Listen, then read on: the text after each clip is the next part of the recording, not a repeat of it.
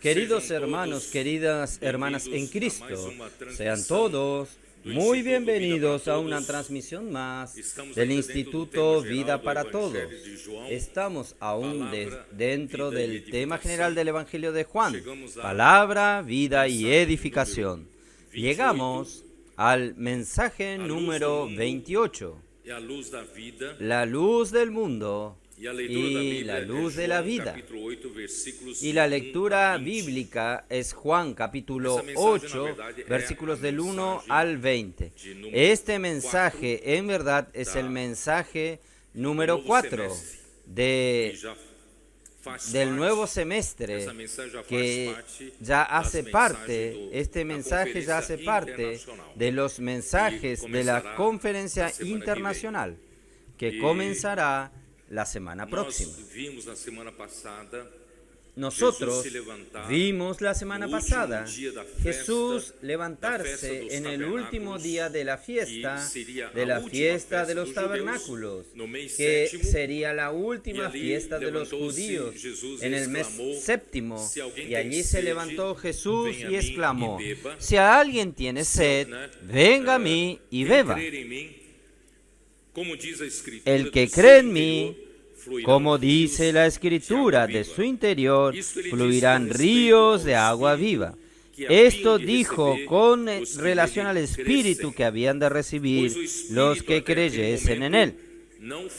Porque el Espíritu aún no había sido glorificado.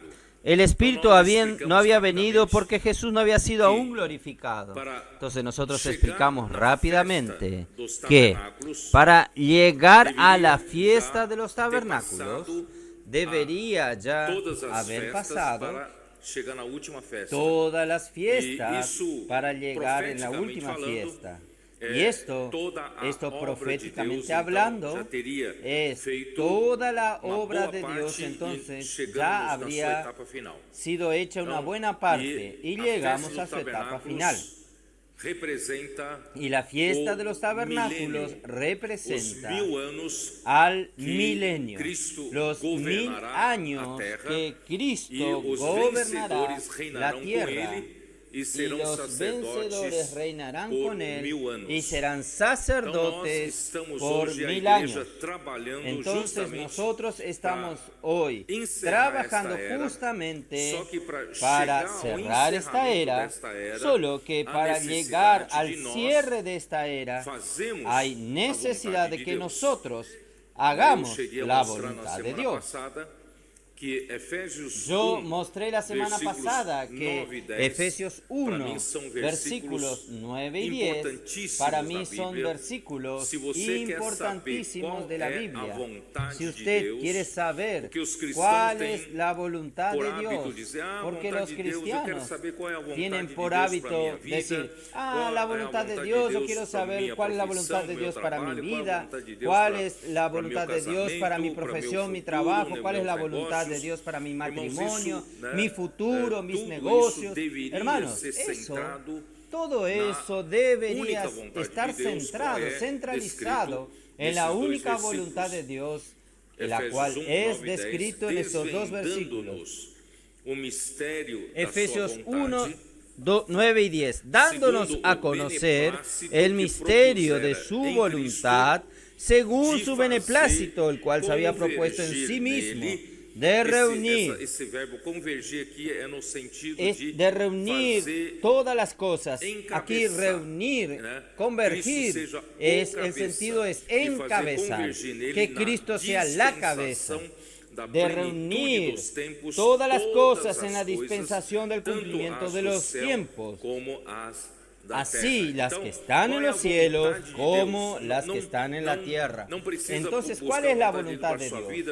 No necesita buscar la voluntad de Dios para su vida, Si usted sabe la voluntad de Dios, la voluntad absoluta de Dios, usted va a entender cuál es la voluntad de Dios para su vida, usted va a entender la voluntad de Dios para su familia. Entonces, ¿cuál es la voluntad de Dios? Era un misterio, pero a través de los apóstoles este misterio fue revelado a nosotros. Gracias a Dios. si usted se apega a este versículo, esto le va a dar a usted un rumbo para toda su vida. ¿Qué es lo que Dios quiere realmente? Dios quiere que Cristo sea la cabeza sobre todas las cosas. Cuando nosotros hablamos de Cristo encabezar sobre todas las cosas, nosotros estamos hablando ¿qué cosa? Nosotros estamos hablando de que Cristo sea la cabeza, Cristo gobierne sobre todas las cosas. El encabezamiento es gobierno. Entonces Cristo necesita asumir el gobierno sobre todas las cosas, tanto las de los cielos como las de la tierra. Y para hacer esto, Dios entonces, Él resucitó a Jesucristo con la supereminente grandeza de su poder, y no solo lo resucitó, Él también lo hizo sentarse a la diestra en el tercer cielo y en los lugares celestiales. Y para esto, ¿qué sucedió? Vamos a ver el versículo 21. Sobre todo principado, estoy hablando de Efesios 1, sobre todo principado y autoridad y poder y señorío, y sobre todo nombre que se nombra, no solo en este siglo, sino también en el venidero. Quiere decir, Cristo hoy, después de la resurrección, después de su muerte sacrificial, esta muerte nos redimió. Él realizó la eterna redención por nosotros, y Dios lo resucitó, no los dejó en la muerte, y Dios lo ascendió a los cielos, elevándolo a su diestra sobre todos los cielos. Él hoy está sobre todo principado y toda autoridad, cualquier autoridad, sea angelical, de cualquier especie, nuestro Señor Jesucristo está sobre. Ahí, ¿qué Él hizo? Versículo 22. Y sometió todas las cosas bajo sus pies. Esa es la voluntad de Dios. Dios quiere colocar todas las cosas bajo los pies de Cristo. Y para que esto sea realizado necesita un proceso para que se torne realidad esto. Porque la posición Cristo ya la tiene, ya está arriba sobre toda autoridad. Pero la realidad necesita ser ejecutada por la iglesia.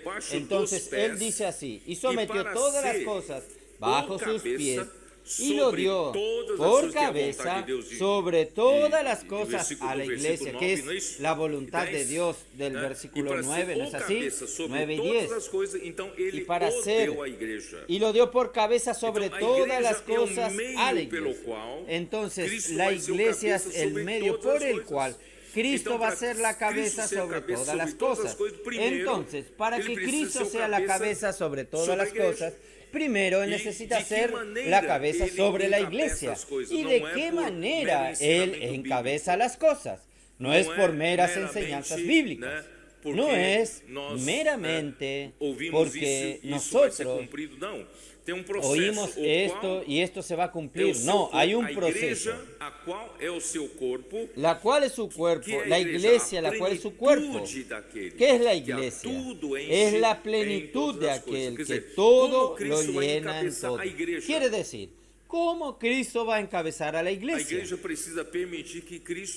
La iglesia necesita permitir que Cristo venga a llenar en todos los espacios, en todos los miembros del cuerpo de Cristo. Cuando usted permite que Dios lo llene, entonces la iglesia será la plenitud de Cristo. ¿Y Cristo quién es? Es aquel que todo lo llena en todas las cosas. Entonces, este es el proceso y el método de Dios para hacer que Cristo sea la cabeza sobre todas las cosas.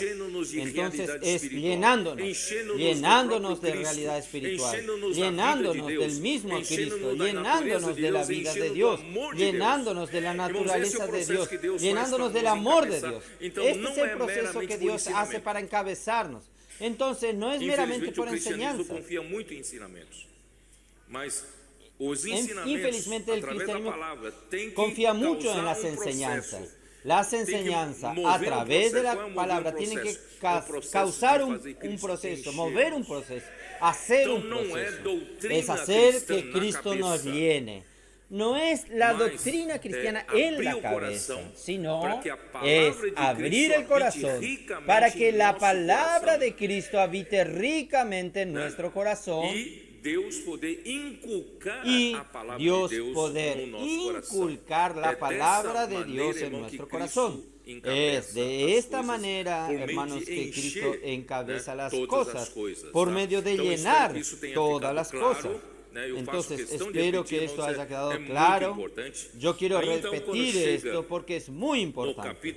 Ahí entonces, cuando llegamos al capítulo 8,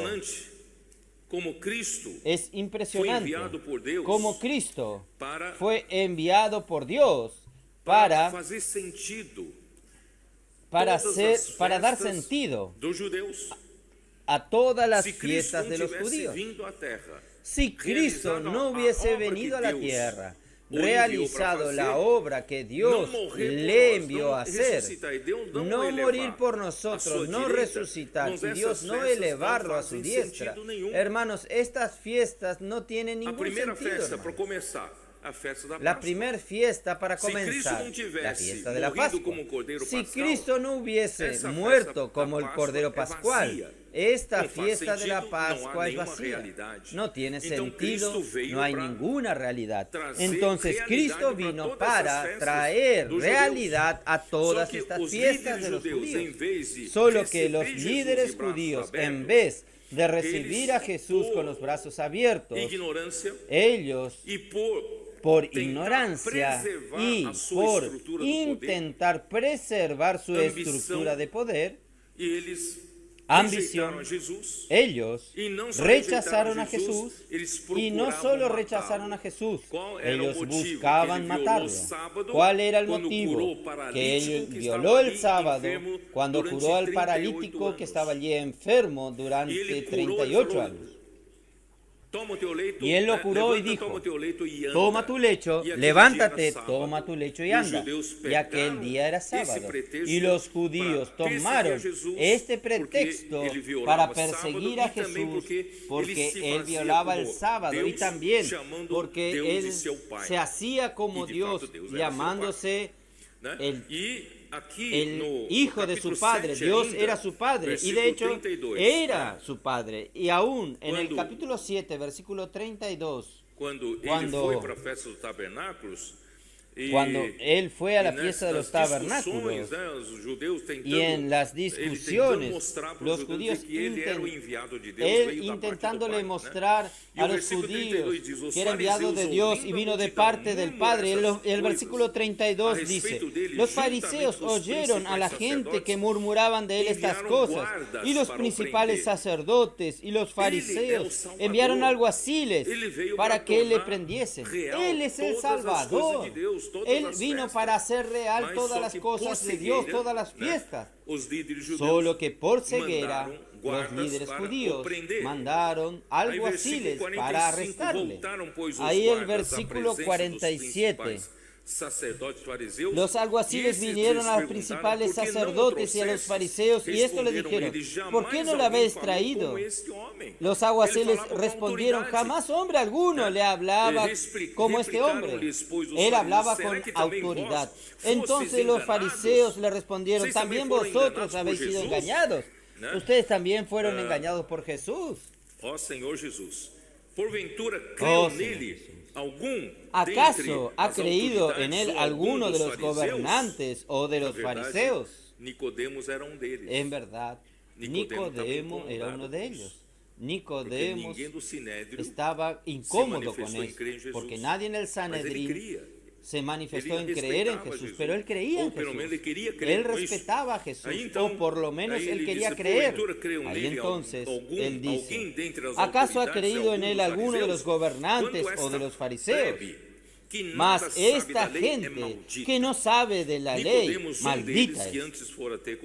Le dijo Nicodemo, el que vino a la noche, el cual era uno de ellos: ¿juzga acaso nuestra ley a un hombre sin primero no le oye y sabe lo que él ha hecho?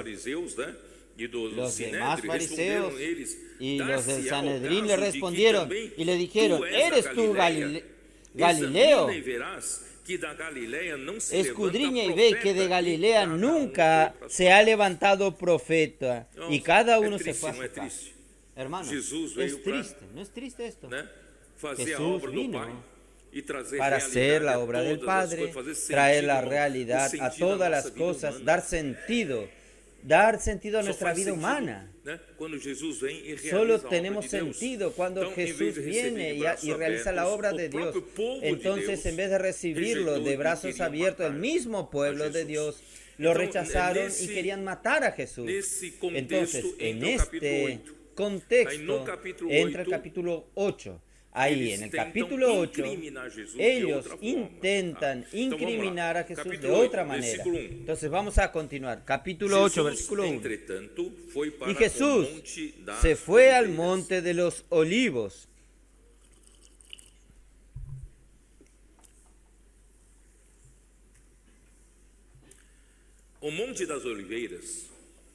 El monte de los olivos.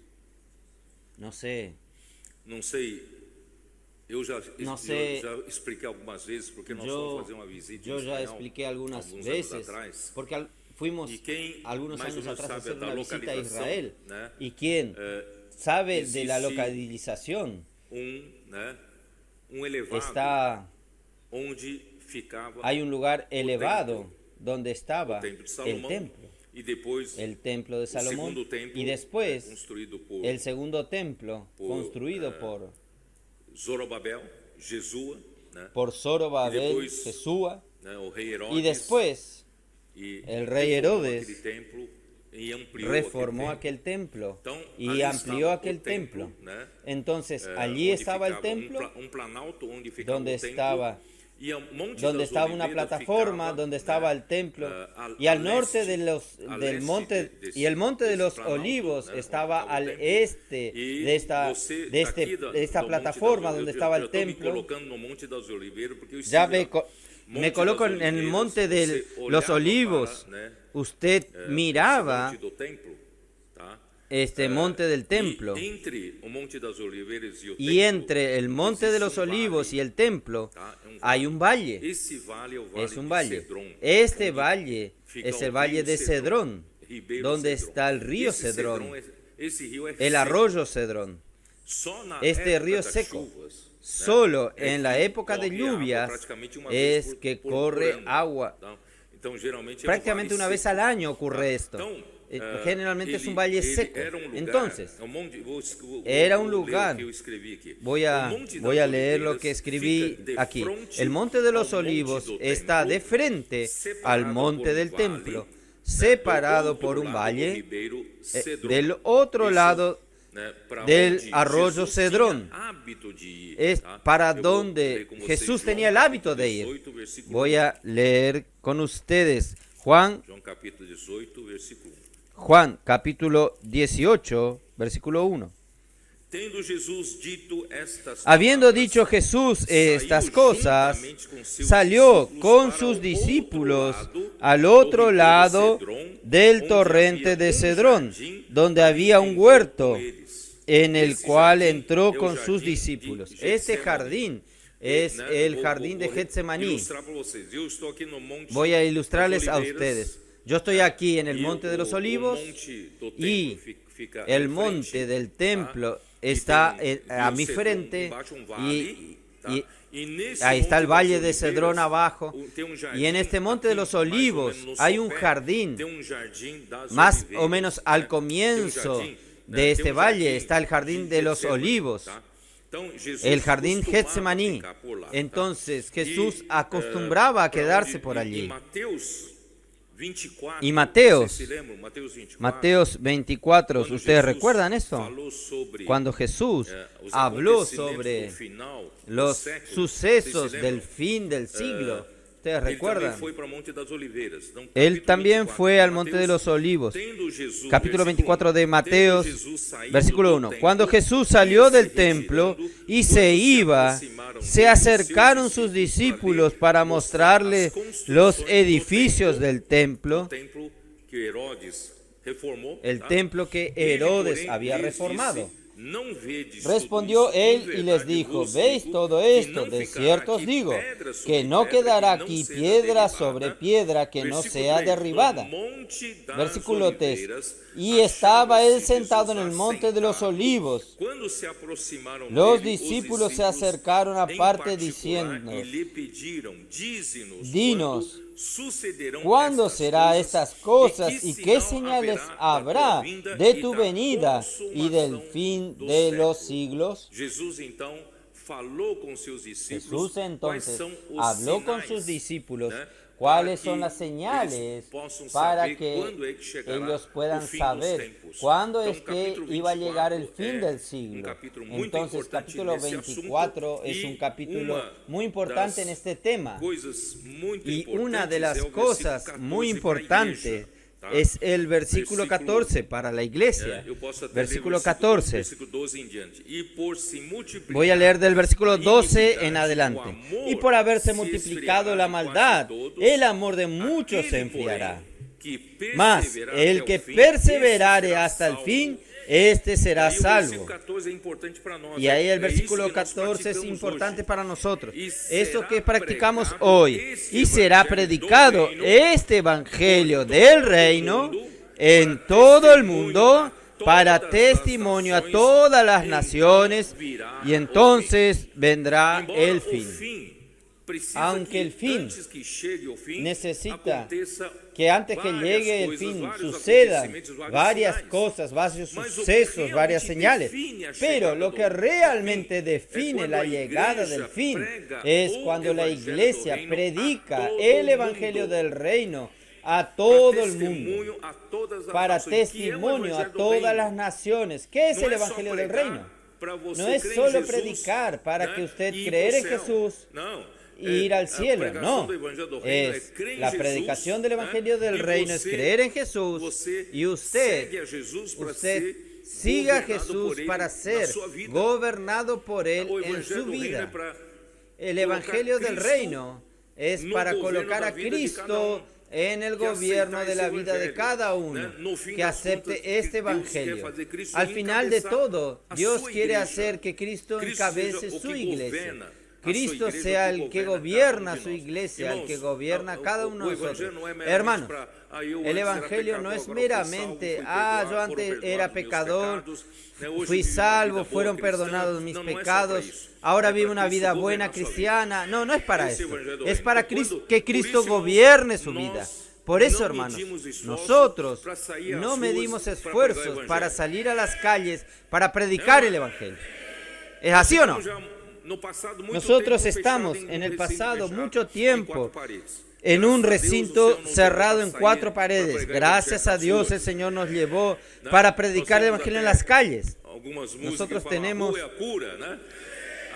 algunos himnos que dice, la calle es la cura, la calle cura nuestra parálisis, y hoy estamos predicando el evangelio gracias al Señor. Nosotros tenemos colportores predicando el evangelio, tenemos las iglesias predicando el evangelio, las mujeres predicando el evangelio, los hombres predicando el evangelio.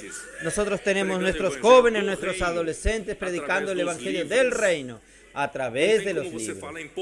No hay como usted hablar en pocas palabras cómo Cristo va a gobernar la vida de cada uno, sino por los libros. Por eso nosotros predicamos el evangelio a través de los libros, el evangelio del reino.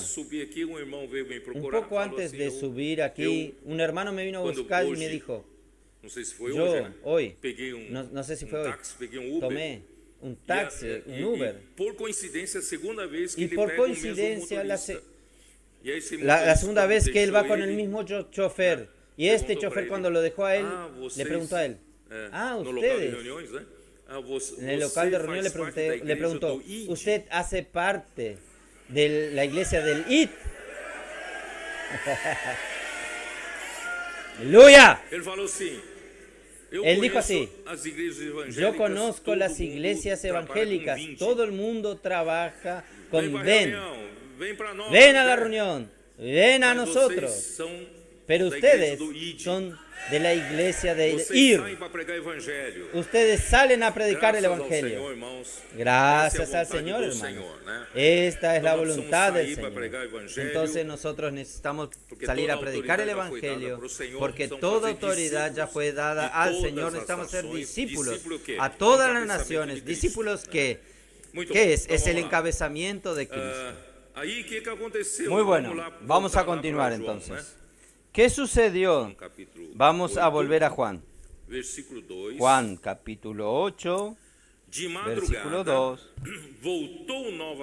Por la mañana volvió al templo, estaba en el monte de los olivos y volvió al templo, y todo el pueblo vino a él, y sentado él les enseñaba en el templo. Entonces los escribas y los fariseos le trajeron a una mujer sorprendida en adulterio, y poniéndola en medio,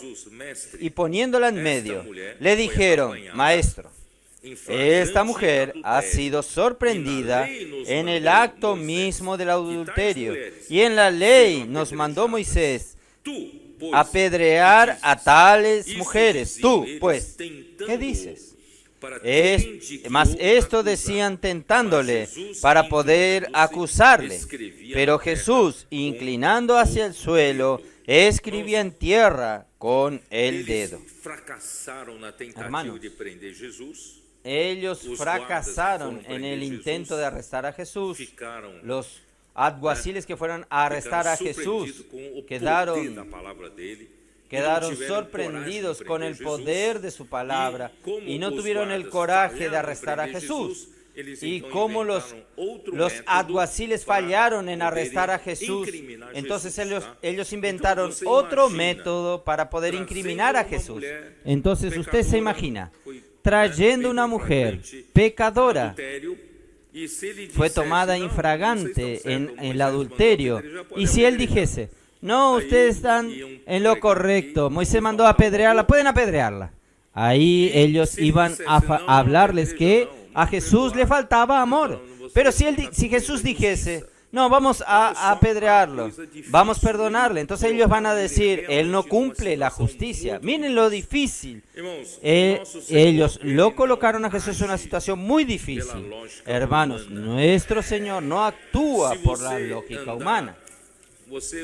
Si usted usted usa las mismas armas de ellos, usted va a caer en su engaño, en su trampa.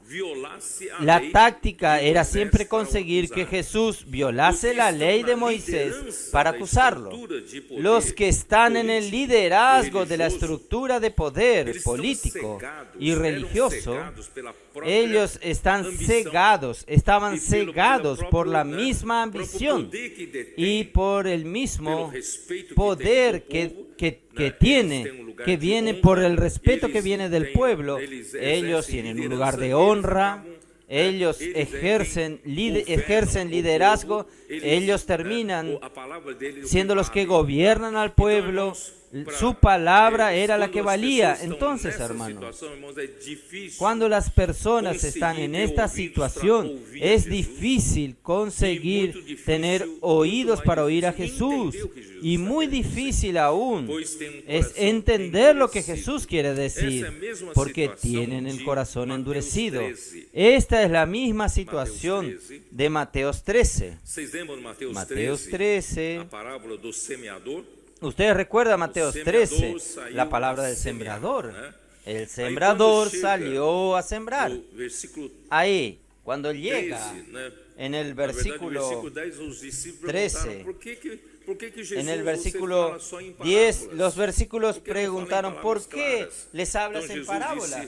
¿Por qué no habla palabras claras? Entonces Jesús le respondió en el versículo 12, versículo 13: por esto les hablo en parábolas, porque viendo no ven, oyendo no oyen, ni entienden. De manera que se cumple en ellos la profecía de Isaías, que dijo: de oído iréis y no entenderéis, y viendo veréis y no percibiréis.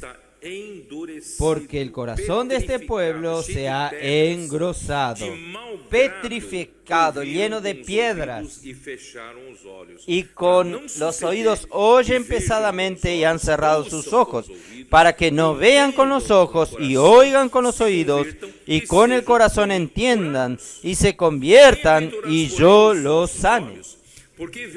Pero bienaventurados vuestros ojos porque ven, vuestros oídos porque oyen. Hermanos, ¿por qué la palabra que el Señor ha hablado con nosotros ha causado la revolución en la vida de tantas personas, tantas señales y cosas sobrenaturales sucediendo en nuestra vida durante todo este tiempo? Y ahora, en la vida de nuestros adolescentes, ¿usted no encuentra extraño estos adolescentes que están en la primera y segunda fila? No es para que ellos estén aquí.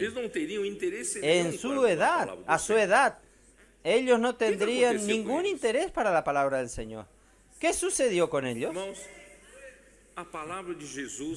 Hermanos, la palabra de Jesús hizo un trabajo en ellos.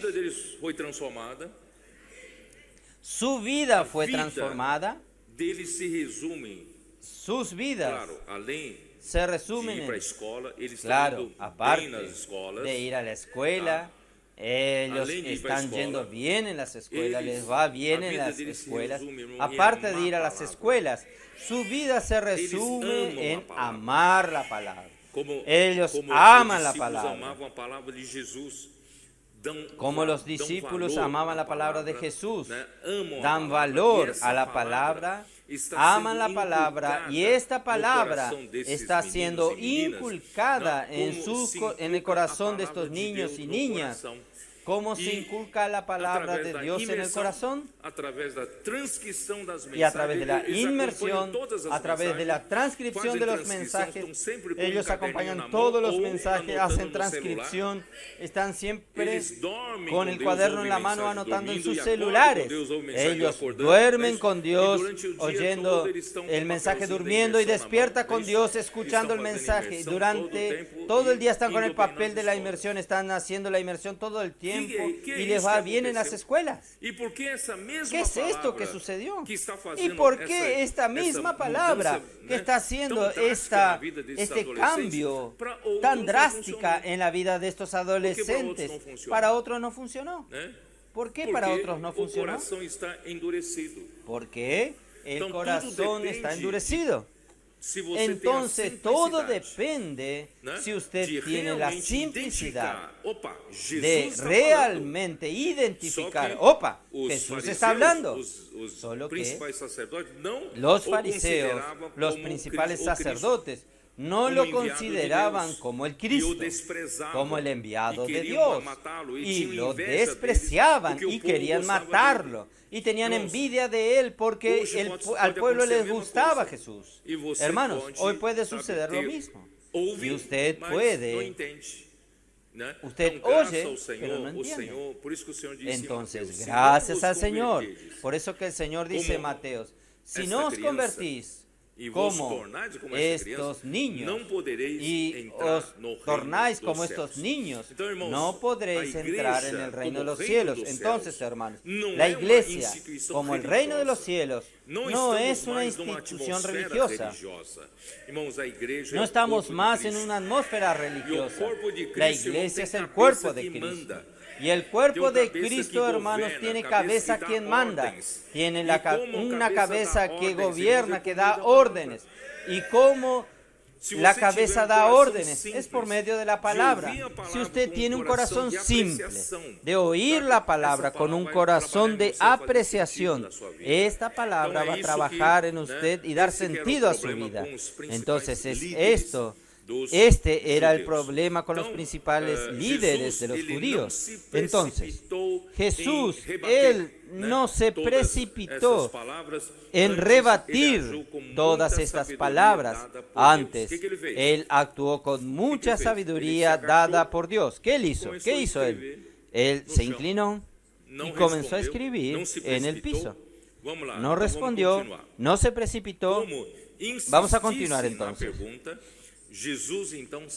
Como insistían en la pregunta, se enderezó y les dijo, ¿qué deben decir? Si yo digo A, yo voy a ser acusado de algo. Si yo digo B, yo voy a ser acusado de algo. Miren la sabiduría que Dios le dio. Él dice así. Él se levantó y les dijo, pero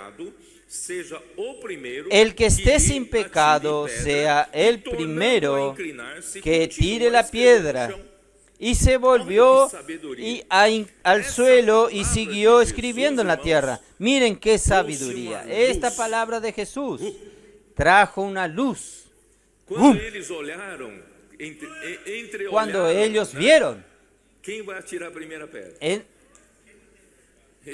la primera piedra? Yo tengo pecados. Otro dice, yo también tengo. Entonces, no voy a tirar la primera piedra. ¿Cómo dice aquí? Pero ellos, al oír esto, acusados por su conciencia, salían uno a uno, comenzaron desde el más viejo hasta los postreros, y quedó solo Jesús y la mujer que estaba en medio. Hermanos, la luz vino. Una simple palabra de Jesús. Quien esté sin pecado sea el primero que tire la piedra. Esta luz, esto iluminó la conciencia de ellos. ¡Opa! Es interesante decir, de los mayores hasta los últimos. Creo que los mayores tienen más pecados acumulados. No quedó nadie. No quedó nadie. Quien esté sin pecado, que tire la primera piedra, no quedó nadie. Solo quedaron la mujer y el Señor Jesús. Hermanos, Jesús no argumentó con sus opositores en la esfera de la razón. Hermanos, no tiene ningún sentido usted querer ayudar a otros a través de la razón, a través de argumentaciones, porque usted solo lleva al otro a entrar en la esfera de la mente, en la esfera lógica. Jesús no llevó a sus interlocutores a la esfera de la lógica, de la razón, sino de la conciencia, de la luz. Jesús hizo resplandecer una luz. Yo también tengo pecado. Entonces, ¿qué sucedió? Él hizo iluminar la luz del mundo con una frase. La luz del mundo brilló sobre aquellos acusadores, y esta luz del mundo expuso los pecados ocultos de cada uno, tocándoles en la misma conciencia. Hermanos, voy a decirle algo. El hombre, y principalmente el hombre religioso, a él le gusta mantener la apariencia de espiritualidad y condena con facilidad la inmoralidad de los otros. ¿Ustedes ya percibieron esto? Generalmente, aquellos puritanos que más condenan a los pecados morales, vean su vida.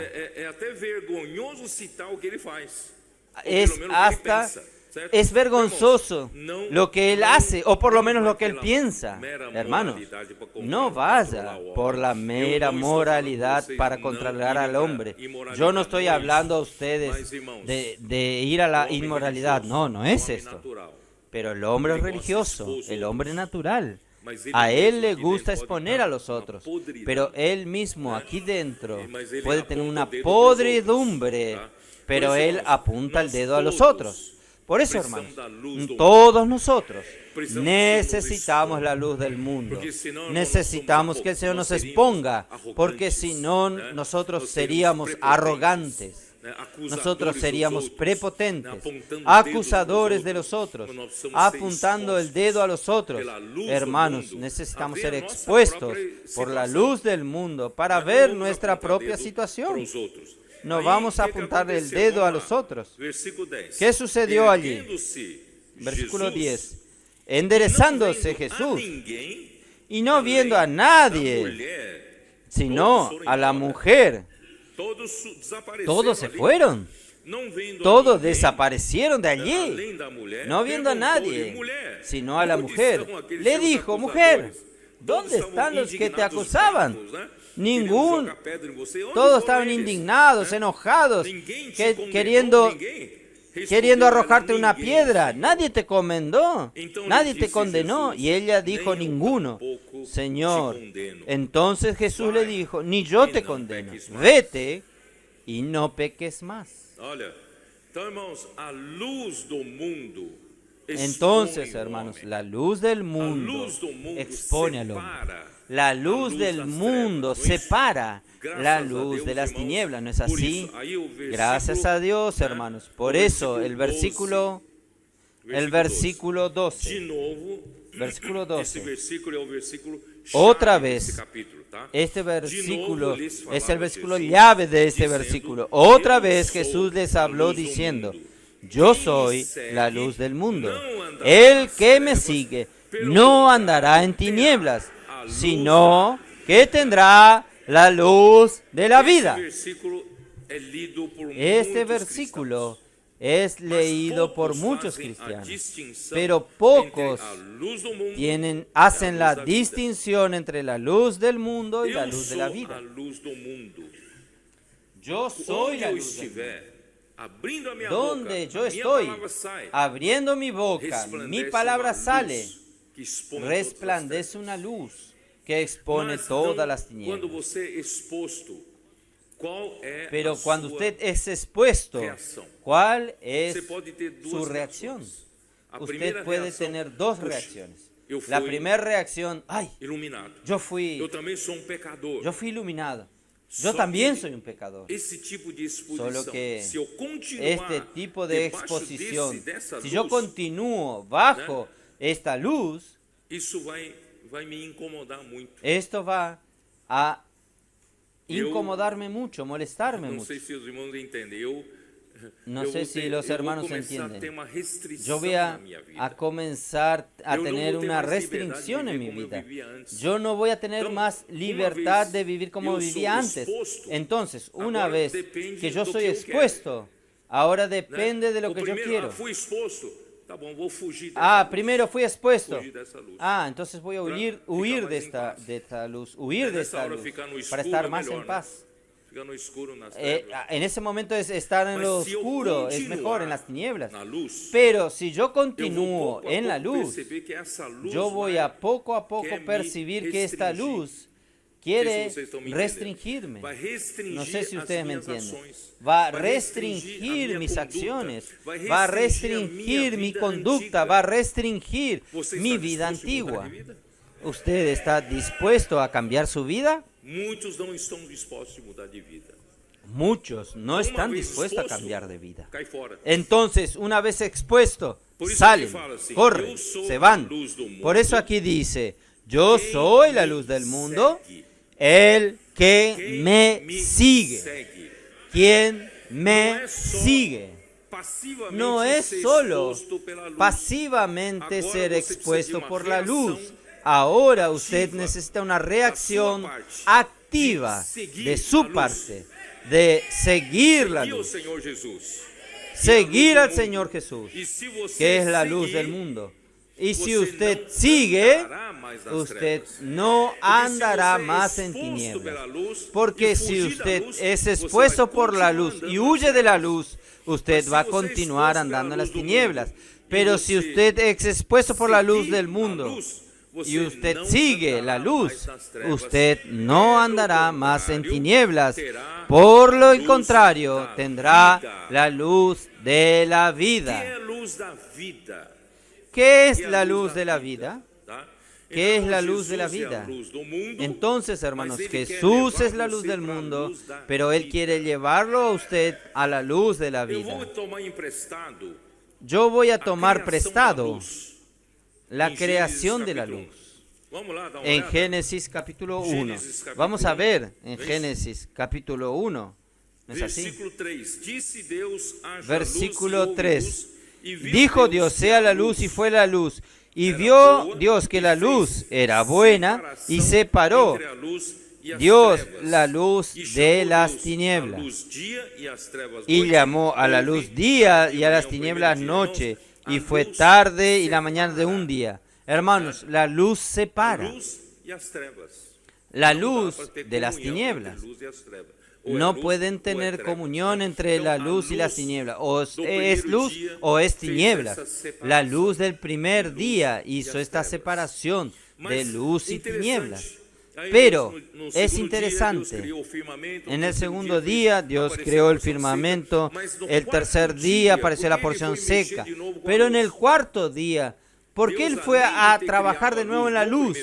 Aparte de Dios haber creado la luz del primer día, Dios creó los luceros del cuarto día. Entonces, ¿cuál era la necesidad si ya había luz? Vamos a ver en la luz del cuarto día. Versículo 14. Y dijo luego Dios, haya lumbreras en la expansión de los cielos para separar el día de la noche. Y esto es lo mismo de la luz del primer día. Y aquí hay una diferencia más. ¿Cuál es la diferencia? Y sirvan de señales para las estaciones, para días y años. ¿Qué es esto? Te da una dirección, te da referencia, ¿no es así? Para usted saber dónde usted está y para dónde usted va. Esto no es lo que la palabra profética hace en nosotros. Ahí, el versículo 15. Después, 16 va a estar más claro aún. 15. Y sean para lumbreras en la expansión de los cielos, para alumbrar sobre la tierra. Y fue así. Versículo 16. Ahí está el punto principal. E hizo Dios los dos grandes lumbreras, la lumbrera mayor para que señorease en el día, y la lumbrera menor para que señorease en la noche. Hizo también las estrellas, y las puso Dios en la expansión del cielo para alumbrar sobre la tierra. Versículo 18 de nuevo.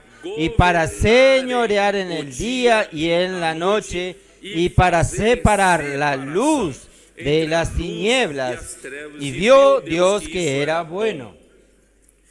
Hermanos, ¿cuál es la diferencia entre la luz del primer día y la luz del cuarto día? Que es equivalente en hablar la luz del mundo y la luz de la vida. La luz del primer día separa a la luz de las tinieblas, pero la luz del cuarto día da dirección, da referencia, da su localización y para donde usted está yendo. En fin, la luz del cuarto día es para gobernar. Establece el gobierno. Es para esto que sirve el Evangelio del Reino. Dios quiere colocar a Cristo para gobernar la iglesia. Entonces, ¿quién permanece después de ser expuesto por la luz del primer día? ¿Quién permanece y sigue la luz? Aquellos que quieren ser gobernados por Cristo. Pero la mayoría no quiere perder su libertad. No quiere perder su propia vida de antes. La mayoría. Por eso que todos se fueron. Quedó solo Jesús y la mujer. En otras palabras, solo la mujer se quedó. ¿Por qué la mujer se quedó? Porque era pecadora. Cuando usted se juzga muy bien y acusa a otros, usted no es de aquellos que permanecen en la luz. Pero si usted se considera un pecador como aquel publicano, El fariseo decía así: Señor, miren cómo yo soy bueno, yo ayuno tantas veces por semana, yo doy diezmo a los pobres, he hecho buenas acciones, hice esto, aquello, yo soy muy bueno. Ahí viene el publicano. El publicano dice así: Señor, se golpea el pecho y dice así: sé propicio a mi pecador, tenga misericordia de mí, yo soy un pecador. Y este descendió justificado a su casa, y el otro no, lo que se creía bueno. Porque aquel que se creía bueno, él no quiere cambiar de vida. Por eso, él no permaneció en la luz. Y quien permanece en la luz, hermanos, pierde su propia libertad de ir a donde quiere, hacer lo que quiere. Hermanos, sigue la luz, sigue a Jesús y tendrá la luz de la vida. Oh, Señor Jesús, por eso, hermanos, usted es de aquel que se retiró, aquel que permaneció. Por eso, hermanos, nosotros estudiamos el libro de Nehemías. El libro de Nehemías nos explica la importancia de levantarse los muros de la ciudad de Jerusalén, porque aún habiendo restaurado el templo, la ciudad de Jerusalén aún era tierra de nadie. Todo entraban allí, mandaba. Cualquiera podría dar reglas, hablar la palabra que quería allí adentro, en cuanto no estaban los muros. Y Nehemías supo de la situación miserable del pueblo y también de la situación de los muros caídos y las puertas quemadas. Él pidió permiso al rey Artajerjes I, y el rey Artajerjes, tocado por Dios, le dio autorización.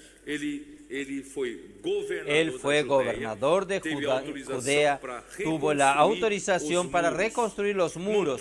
¿Qué es la reconstrucción de los muros, hermanos? Es restaurar el gobierno dentro de la ciudad de Jerusalén.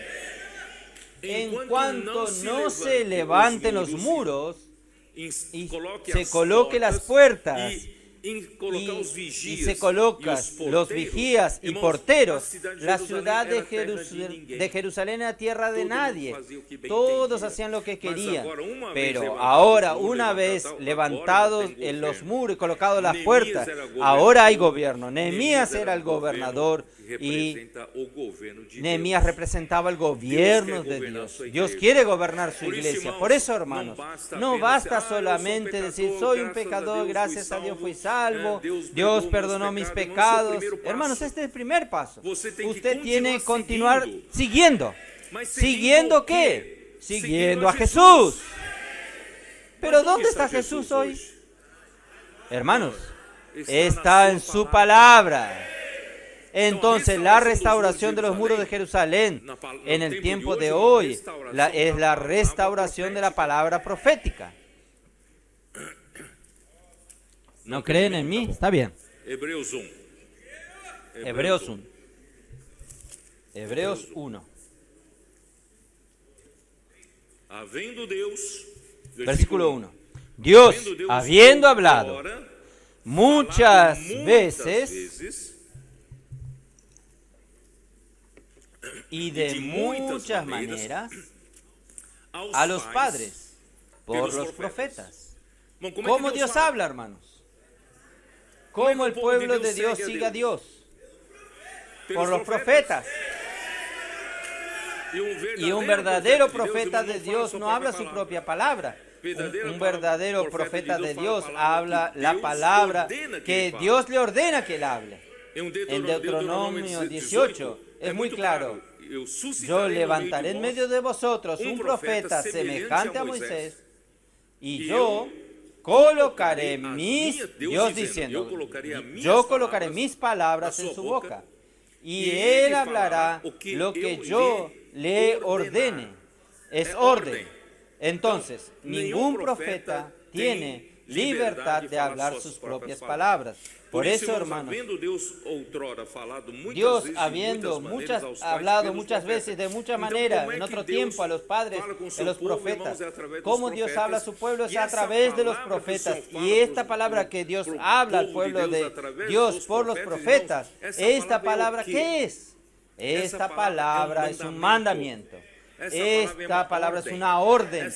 Esta palabra, hermanos, es autoridad que Dios da. El gobierno de Dios a su pueblo. Es la dirección del pueblo y el gobierno de Dios. ¿O yo estoy equivocado? ¿Será que yo estoy tan fuera de mí? ¿Cómo es que en la práctica Dios gobierna a su pueblo, hermano? Es a través de su palabra. ¿Y quién es el profeta? Es aquel que Dios escogió. ¿Y cómo usted prueba que Él es el profeta que habla realmente la palabra de Dios? La palabra de Dios sucede. Dios la confirma. Las cosas suceden conforme a lo que es profetizado, ¿no es así?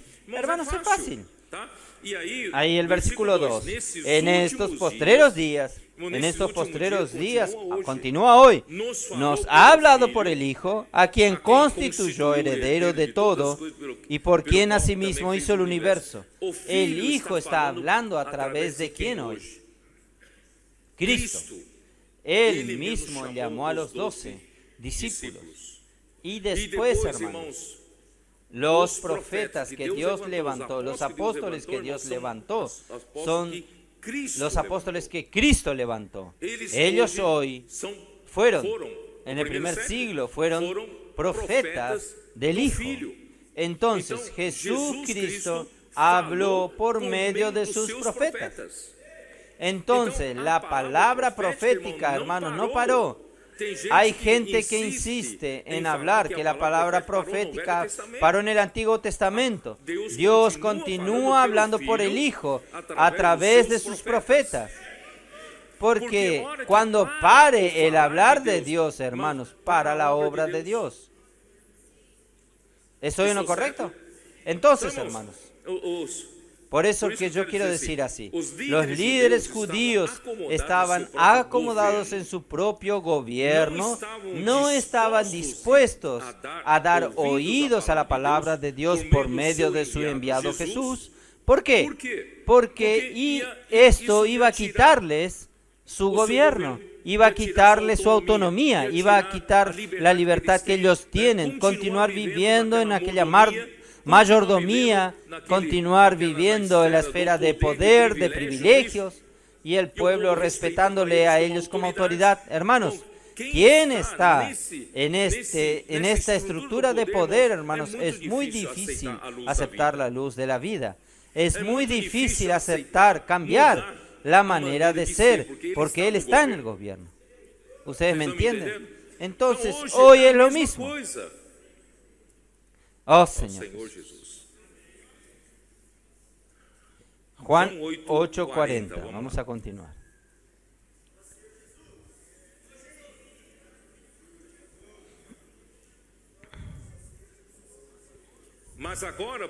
Pero ahora procuráis matarme a mí, hombre que os he hablado la verdad, la cual he oído de Dios.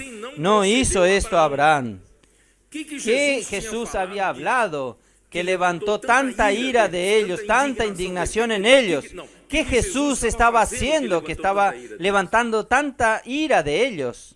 Es hablar la verdad que Él habló del Padre, hablar la palabra. La palabra, hermanos, molesta. La palabra de Jesús molestaba a los judíos, a los líderes judíos, porque estaba dando otra dirección. Los líderes judíos estaban acostumbrados a tener una estructura, un pueblo que le oía a ellos, hacen sus privilegios, y de repente viene Jesús y dice, habla la palabra de la vida, habla la palabra que trajo luz, y el pueblo comenzó a ver que nadie habla como Él. La palabra de Él sale con poder, y esto trajo mucha envidia para los gobernantes de esa época. Hermanos, oh Señor Jesús, yo no sé cómo explicarles más a ustedes.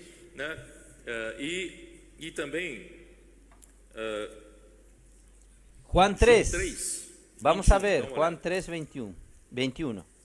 Oh Señor Jesús. Juan 3:21.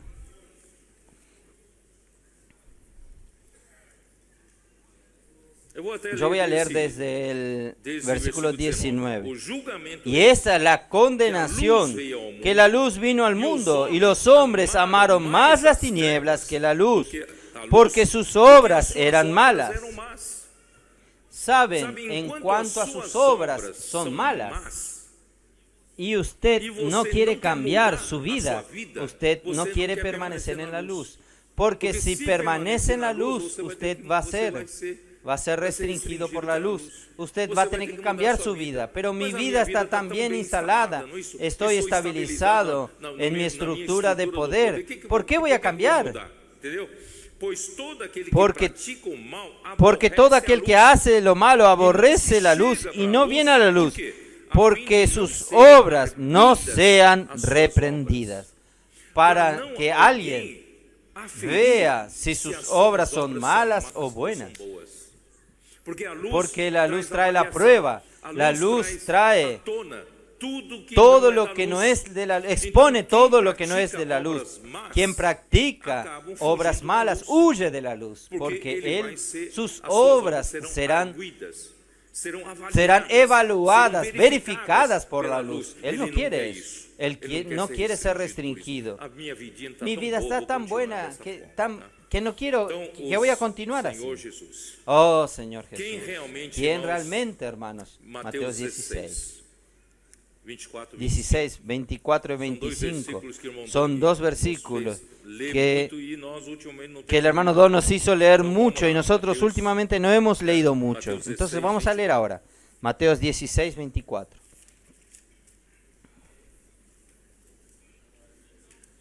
Entonces Jesús dijo a sus discípulos: si alguno quiere venir en pos de mí, ¿qué es venir en pos de mí? Es seguirlo.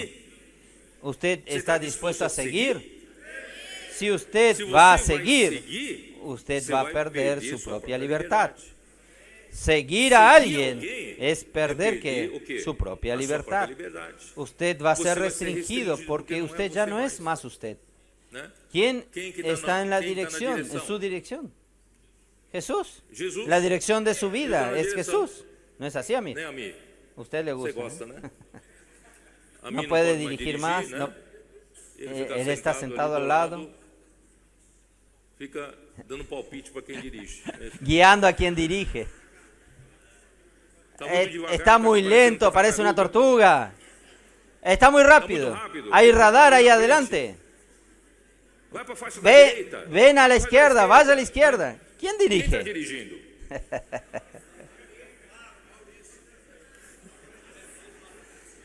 Pierde. Quien sigue pierde su libertad y no hace más su voluntad. Es quien dirige. Usted va a hacer la voluntad del que está dirigiendo. Jesús está en la dirección. Usted le va a estar guiándolo. Muchos le están guiando a Jesús y Jesús no lo oye, no sigue la orientación de ellos. Por eso que ellos salieron. ¿Por qué? Perdieron su libertad. Ellos quieren continuar en su dirección. Por eso, hermanos, vamos a seguir a Jesús. Entonces Jesús dijo a sus discípulos: si alguno quiere venir en pos de mí, niéguese a sí mismo, tome su cruz y sígame. ¿Usted quiere seguir a Jesús? Entonces primero usted tiene que negarse a sí mismo. Negar su ego, niegue su opinión, niegue su confort, su privilegio, niegue a las personas que te respetan, te honran, niegue su estructura de poder, niegue su libertad. Hermanos, no es fácil. ¿Es fácil? No, no es fácil. Tiene que pagar un precio. ¿Quién está dispuesto a seguir a Jesús? Tiene que pagar un precio. Tiene que negarse a sí mismo. A sí mismo se niegue, tome su cruz y sígame. Solo, hermanos, que infelizmente tomar la cruz Es muy común en la religión decir, yo tengo varias cruces en mi vida. La mujer que Dios me dio es una cruz pesada para que yo cargue. Mi hijo es una cruz difícil. ¿No es así?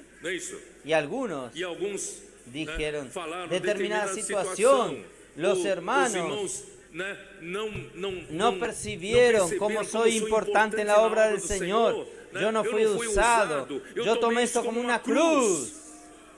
Ustedes saben, quien aplica la cruz de esta manera, terminan enorgulleciéndose de las cicatrices de la vida.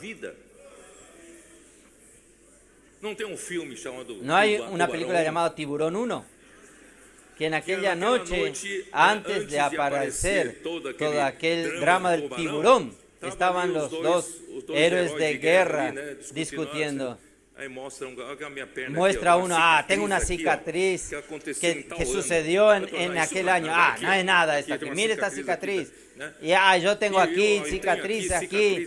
Hermanos, los cristianos se convierten en orgullosos, se tornan orgullosos por la cruz que él pasó.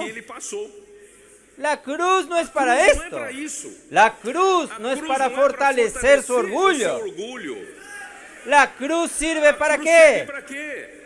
Matar. La cruz mata al ego. Cuando la cruz mata, usted no siente más nada, ¿no es así? Entonces, aquel que dice, miren la cruz que yo tomé aquí, miren la cruz que tomé allá, la cruz no hizo ningún efecto en él. Él no lo mató, está aún vivo. Oh Señor Jesús. Entonces la cruz tiene un efecto mortificador. Porque todo el que quiera salvar su vida sí que la perderá. Y todo el que pierda su vida sí que por causa de mí la hallará. Hermanos, no esté gobernado por su vida del alma. ¿No es así? Siga al Señor en la simplicidad. ¿Cómo seguir al Señor en la simplicidad? La palabra. Pero yo no aguanto la inmersión. No estoy acostumbrado a esto. Hermanos, vamos a negarnos a nosotros mismos y seguir, y usted va a ver el resultado de esto. Si el resultado de esto engendra muerte, entonces no es. Pero si el resultado de seguir al Señor genera mucha vida y bendiciones para que usted lo siga. Oh, Señor Jesús. Entonces, en la práctica, seguir de cerca la enseñanza de los apóstoles. Oh, Señor Jesús. Hoy, infelizmente, la luz expone situaciones en que, hermanos, aún en el pasado, durante todos los 40 años del ministerio del hermano Don, muchos que se decían seguir el ministerio eran uno con el hermano Don. Muchos realmente siguieron, pero algunos que decían que seguían el ministerio, solo que usted va a verificar, él en su propia iglesia, su propia región, hacían lo que querían. ¿No es así? Y filtraban la palabra de acuerdo a su conveniencia. Y principalmente con relación a las herramientas, porque practicar las herramientas molesta. Colportaje molesta. Yo quiero vivir mi vida de predicar buenas palabras y ahora predicar el Evangelio. Predicar el Evangelio molesta a muchas personas. Oh, Señor Jesús. Y entonces, no bastase eso, viene la inmersión, grito de guerra. No aguanto más, ahora no aguanto más. Hermanos, está forzándose una situación en que o yo sigo o yo soy expuesto que no sigo. Porque durante 40 años del ministerio del hermano Don, muchos estaban camuflados, estaban escondidos. Decían que seguían y para no seguir, ellos aislaban a los hermanos del hermano Dong. Hablaban otra palabra, camufladamente. ¿Es así o no? Entonces, hermanos, esto va aislando la palabra de tal manera que van recibiendo otra dieta, otra comida. Y hoy está fácil manipularlos, hermanos. Hable una palabra que no sea la palabra profética para los adolescentes. Ellos sienten en el momento. Ellos tienen un paladar tan fino por la palabra del Señor. Si usted habla una palabra filtrada o una palabra alterada, ellos perciben en el momento, opa, esto tiene otro sabor, otro gusto. No es la palabra profética. ¿Es así o no? Entonces, hermanos, vamos a seguir de cerca. Todas las iglesias, todos los hermanos que siguieron de cerca la palabra, hermanos, no fueron afectados por esto. Segunda Timoteo 3. Oh, Señor Jesús.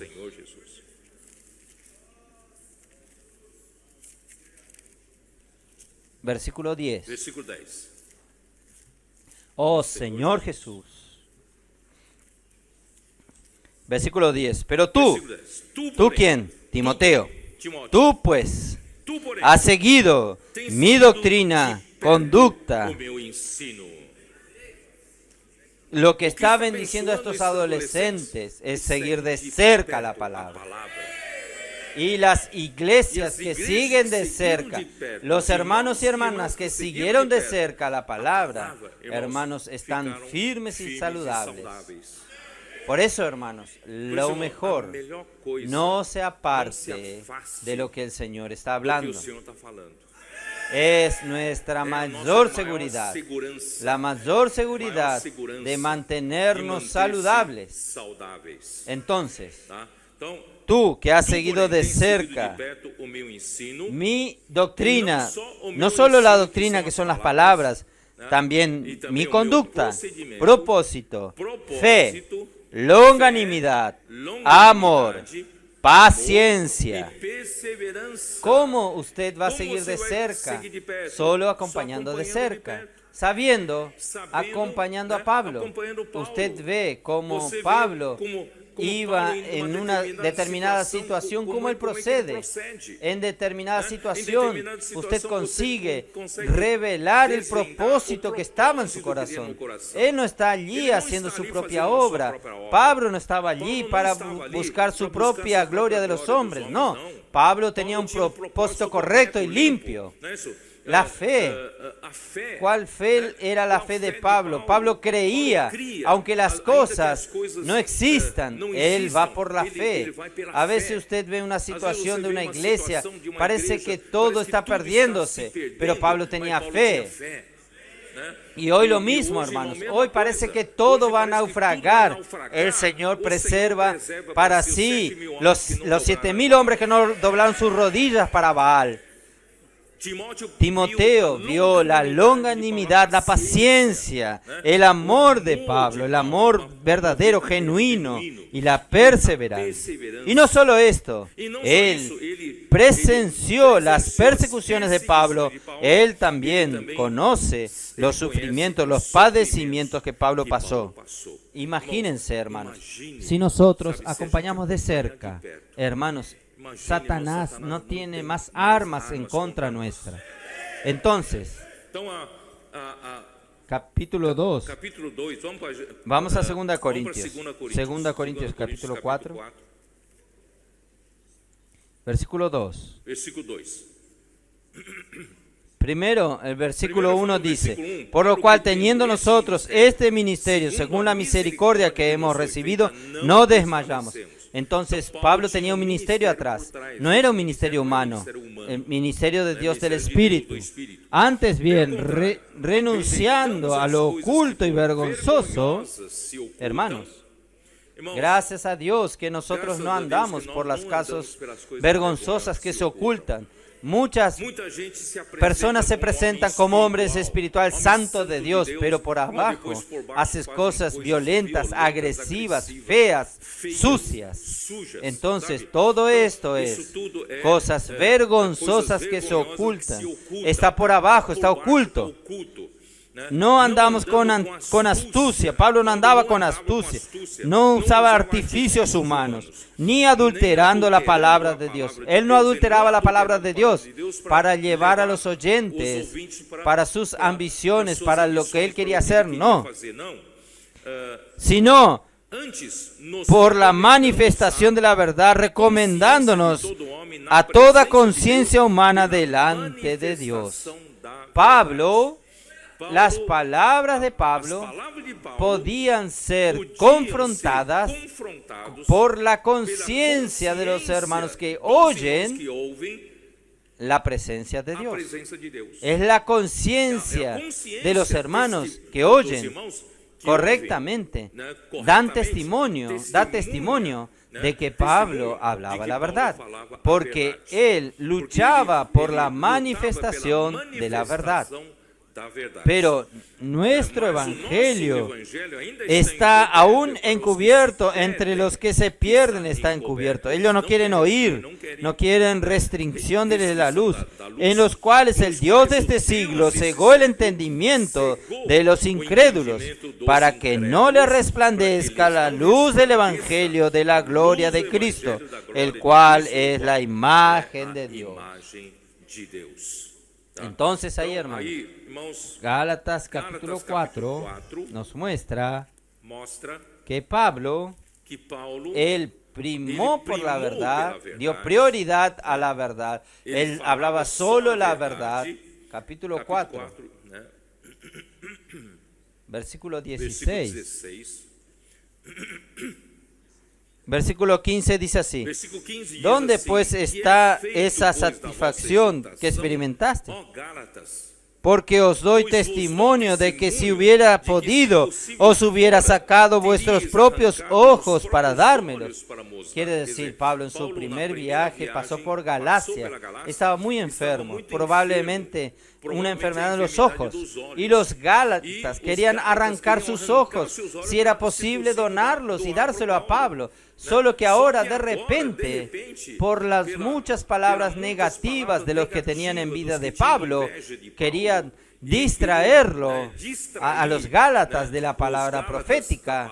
¿Qué sucedió en el versículo 16? Me he hecho pues vuestro enemigo por deciros la verdad. Yo continúo siendo fiel a la verdad, pero de repente, por causa de todo este hablar negativo, yo me torné vuestro enemigo. Yo me torné el villano de la historia. Yo me torné el engañador. Yo me torné el que quiere buscar la gloria de los hombres. Versículo 17. Tienen celo por vosotros, pero no para bien, sino que quieren apartaros de nosotros, para que vosotros tengáis celo de ellos. La King James actualizada, en la versión de ellos, traducen que ellos quieren aislarlos a ustedes de mí. Entonces, hermanos, esta táctica de aislar a la iglesia, aislar un grupo de personas, privándolo de la palabra pura de Dios, comienzan a filtrar y comienzan a cambiar las cosas, hermanos, es aislar a los hermanos del apóstol. Entonces, hermanos, esta es la táctica del enemigo, hermanos, y no cambió, siempre va a ser esta táctica. Por eso, hermanos, la única, Efesios 4, la única manera, hermanos, de nosotros permitir el encabezamiento de Cristo y ayudar a los hermanos es esto. Versículo 14 dice así: para que ya no seamos como niños fluctuantes, llevados por doquiera de todo viento de doctrina, por estratagemas de hombres que para engañar emplean con astucia las artimañas del error.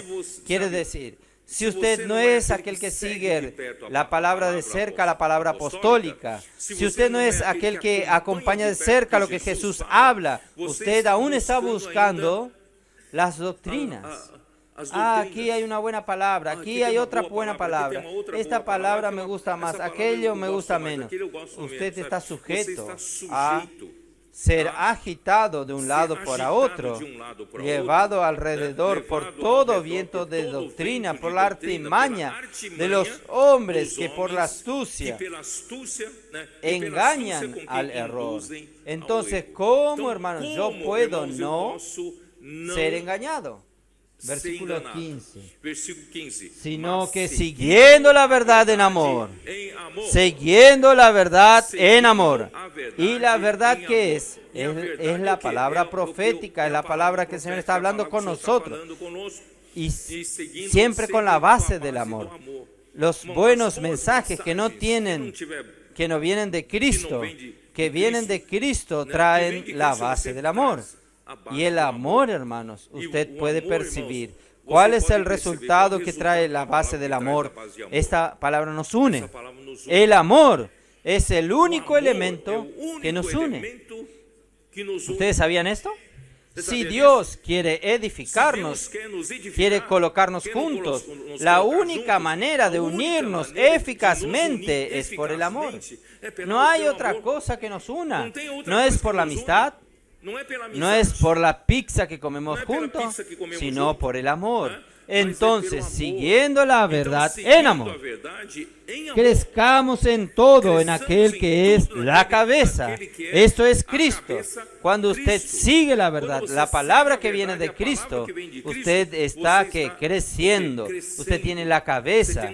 Está creciendo en la cabeza. La cabeza es quien lo gobierna a usted, de quien todo el cuerpo, bien concertado y unido entre sí por toda la coyuntura, que se ayuda mutuamente según la actividad propia de cada miembro, reciben su crecimiento para ir edificándose en amor.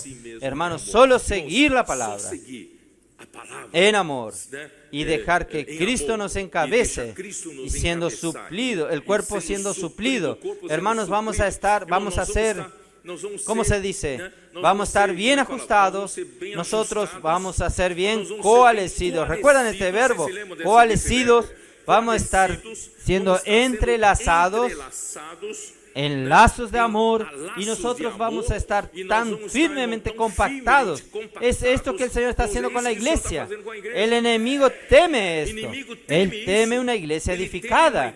Hermanos, vamos a estar tan firmemente ligados uno con el otro a través del amor, hermanos, que el enemigo tiene miedo y esto va a efectuar nuestro propio crecimiento, hermanos, del cuerpo de Cristo. Es esto que el Señor está haciendo entre nosotros. Entonces, hermanos, capítulo 5 de Efesios, versículo 8. Porque en otro tiempo eras tiniebla, mas ahora sois luz en el Señor, andad como hijos de luz. Vamos a andar en la luz. No es solo ser expuesto de la luz y huir. Vamos a permanecer en la luz porque somos hijos de la luz. Porque el fruto de la luz consiste en toda bondad, justicia y verdad, y probando siempre lo que es agradable al Señor. Y no seáis cómplices de las obras infructuosas de las tinieblas, sino más bien reprendedlas. No vamos a asociarnos a estas obras, no. Porque lo que ellos hacen en secreto es vergonzoso. Mas todas las cosas, cuando son puestas en evidencia por la luz, son hechas manifiestas, porque la luz es lo que manifiesta todo. Por lo cual dice, despiértate, tú que duermes, y levántate de los muertos, y te alumbrará Cristo. Vamos a despertarnos. Mirad pues con diligencia cómo andéis, no como necios, sino como sabios, aprovechando bien el tiempo, porque los días son malos. Por esta razón, por tanto, no seáis insensatos, sino entendidos de cuál sea la voluntad del Señor. que es hacer Cristo encabezar sobre todas las cosas. No os embriaguéis con vino en lo cual hay disolución, antes bien sed llenos del Espíritu. ¿Cuál es la manera de seguir edificando a la iglesia, hermanos? Es llenándonos del Espíritu. ¿Y cómo llenarnos del Espíritu? Hablando entre nosotros con salmos, con salmos, himnos y cánticos espirituales, cantando. Es eso, es inmersión, es inculcar la palabra, dormir con Dios, despertar con Dios, transcripción, vivir todo el día, hermanos, inmerso en la palabra. Hermanos, usted y yo vamos a ser edificados en una casa espiritual. Por eso, hermanos, vamos a volver a Juan 8. Juan 8. Oh, Señor Jesús. Oh, Senhor Jesus. Versículo 13. Aí, versículo 13. Entonces los fariseos le dijeron, tú das testimonio acerca de ti mismo. Tu testimonio no es verdadero. Quiere decir, el mismo Señor Jesús dijo que si yo testificase de mí mismo, mi testimonio no es verdadero. Ahora los fariseos usaron esto para ir en contra de él. Respondió Jesús y le dijo, aunque yo doy testimonio acerca de mí mismo, mi testimonio es verdadero, porque sé de dónde he venido y a dónde voy, pero vosotros no sabéis de dónde vengo ni a dónde voy. Quiere decir, Jesús era el único que él decía aquello al comienzo, para que nosotros no seamos engañados como los falsos profetas.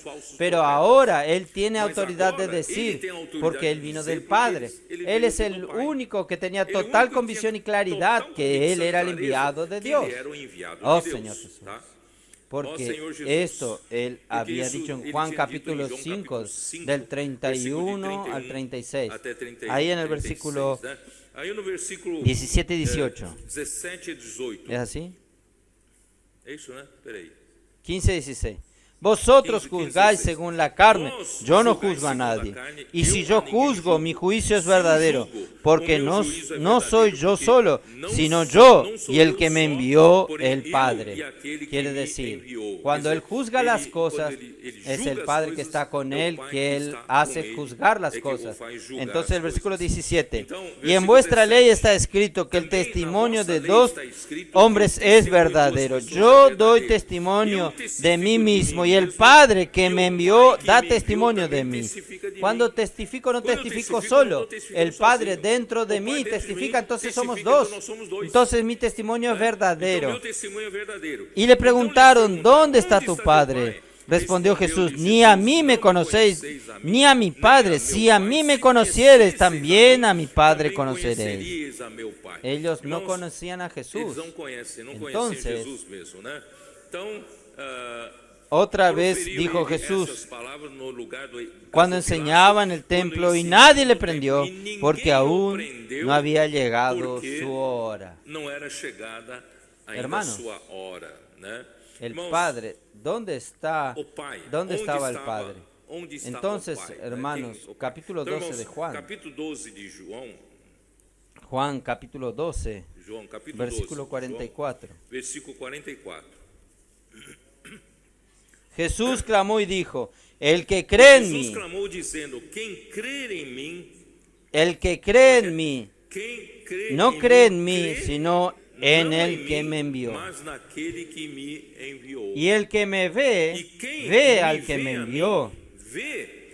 Yo, la luz, he venido al mundo para que todo aquel que cree en mí no permanezca en tinieblas. Hermanos, no sea solo expuesto por la luz y huya y continúe viviendo las tinieblas.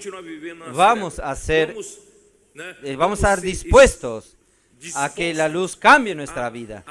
La luz traiga un gobierno de Dios, aún haciendo cosas que no querramos, pero preferimos la luz de la vida.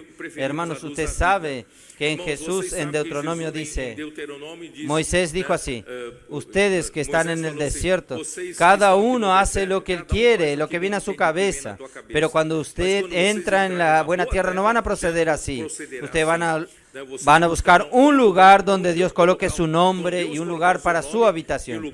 Hermanos, quiere decir, hermanos, no se puede hacer lo que entiende cada uno aquí, porque aquí en la casa de Dios está el gobierno de Dios.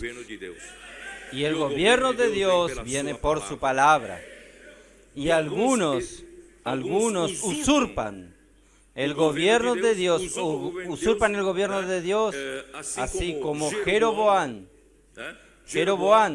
cuando Dios le entregó las 10 tribus de Israel, porque Roboam hizo lo malo delante del Señor y quedó con 2 tribus. Entonces, ¿qué Dios hizo?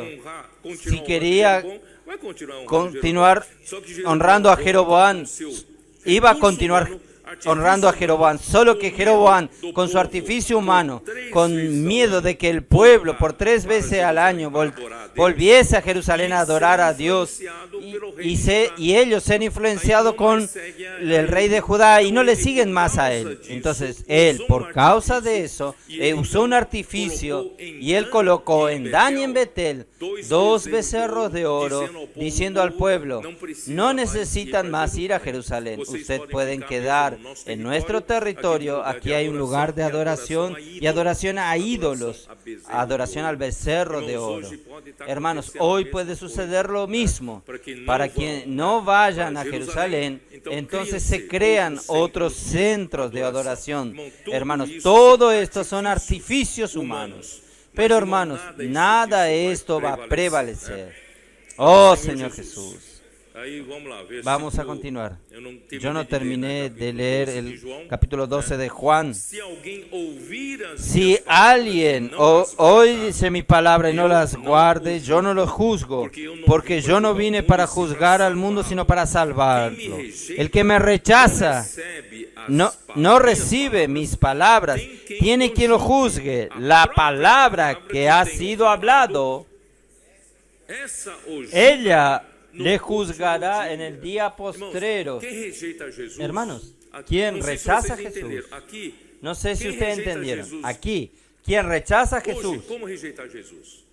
Hoy, ¿cómo rechazar a Jesús? Al rechazar a Jesús es el equivalente a rechazar sus palabras. Entonces, ¿quién? Es eso, ¿no? Estoy equivocado. ¿No es así? ¿Quién me rechaza y no recibe? ¿Quién me rechaza no recibe mi palabra? ¿Quién no recibe las palabras? Tiene quien lo juzgue. La misma palabra que ellos rechazaron va a juzgarlos. Es eso, ¿no? Porque yo no he hablado por mi propia cuenta. El Padre que me envió, Él me dio mandamiento de lo que he de decir y de lo que he de hablar. Hermanos, es el Padre quien habla. Cuando usted rechaza la palabra de Jesús o rechaza la palabra de un verdadero profeta, usted está rechazando al propio Dios, a la propia palabra de Dios. Y capítulo 14 de Juan, versículo 17. El Espíritu de verdad, al cual el mundo no puede recibir porque no le ve ni le conoce, pero vosotros le conocéis porque mora con vosotros y estará en vosotros. Hermanos, este es el Espíritu de la verdad, que transmite la verdad. Por eso, hermanos, tenemos que seguir la verdad. Seguir la luz es seguir la verdad. Y capítulo 14, versículo 23 y 24. Respondió Jesús y le dijo: el que me ama, mi palabra guardará, y mi Padre le amará, y vendremos a él y haremos morada con él.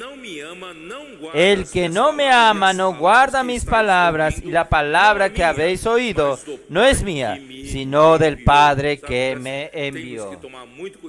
Tenemos que tener mucho cuidado cuando usted rechaza la palabra que el Señor está hablando con nosotros. Usted puede estar rechazando al mismo Dios.